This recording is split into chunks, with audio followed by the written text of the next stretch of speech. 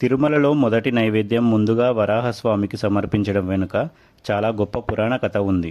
తర్వాతే వెంకటేశ్వర స్వామికి నైవేద్యం పెడతారు. పురాణాల ప్రకారం భూదేవిని హిరణ్యాక్షుడు సముద్రంలో దాచిపెట్టాడు. అప్పుడు మహావిష్ణువు వరాహ అవతారం తీసుకుని భూదేవిని రక్షించాడు.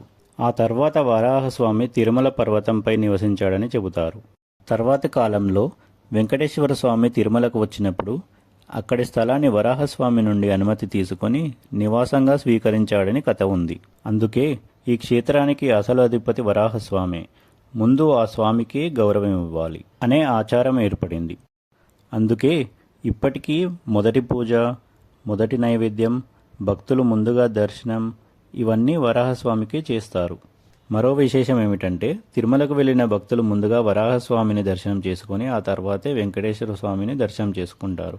ఈ విధంగా చేసుకుంటే మరింత పుణ్యం లభిస్తుందని నమ్మకం. ఇది కేవలం ఆచారం కాదు, స్థలాధిపతికి ఇచ్చే గౌరవం అని భావిస్తారు.